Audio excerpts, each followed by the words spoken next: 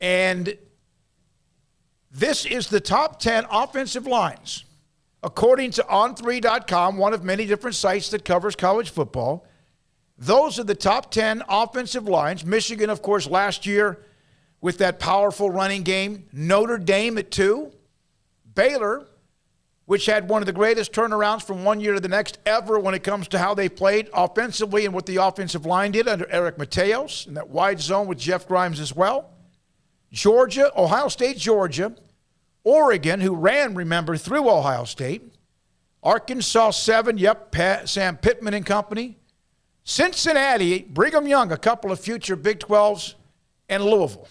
A couple of things Don't go to the next one yet. No. Michigan and Oregon both ran through Ohio State last year. But for Baylor to go from not knowing who was going to be on that offensive line really to having the third ranked one on any list or being on a list at all is a testament to what Jeff Grimes and Eric Mateos did in just a season in developing that talent. Some of it was transfers like Grant Miller and Jacob Gall, but a lot of the guys were already there. They didn't bring them in. They were there, and they just, watered the crops and let them grow a little bit. And so also to be ranked ahead of Georgia, we had Chip Towers on yesterday that basically said Georgia's 15 deep on the offensive line. They're so good. They're so good, yet the Amarius Mims, who everybody thought was transferring to Florida State, went, got his NIL offer, and came back, and he is the swing tackle. He'd be starting at Florida State and, treated like a god, or he can be at Georgia and win and be the swing tackle.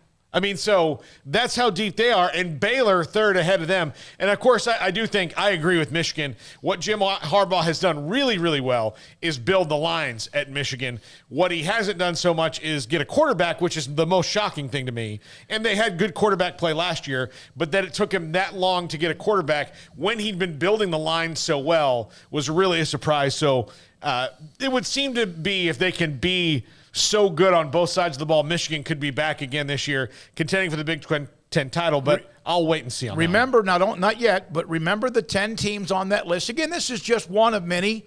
There will be a top 10 for many others. You have yours. That's good. And, by the way, Joshawi White, I want to get to your comment about what Craig said, I guess, this week about A&M, but we will rebut that with what you said as well. And that's fine because it's great to go back and forth. Now, go back to that list of top 10 offensive lines again. Let's go over it again. Michigan, Notre Dame, Baylor. Somebody in the chat room goes, that good old Baylor line. Isn't that the name of the song? Or yeah. Ohio State, Georgia, Oregon, Arkansas, Cincinnati, Brigham Young. Baylor has Brigham Young on the schedule the second week of the year. Louisville now, at number 10. Louisville better be good because Scott Satterfield is on the clock. He, along with Frost and a handful of others. Now, here is Baylor's offensive line coach responding to that list, Eric Mateos. I love the guy. I just love his personality. I love the way he talks about grit over hype or whatever it is.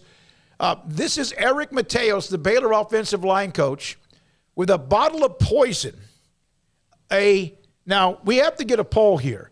Emory says it's a GIF.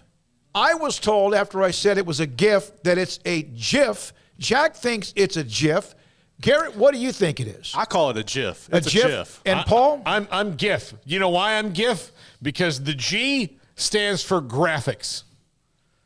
So I don't know what it is. If you're in the chat room, please tell us what it's called. That when there's a moving 1 or 2 second video that you can put up that is response to something. I don't know what it is. Really need to know that. That's kind of something. Otherwise, I can't go through the rest of the day. Now, here are the top 10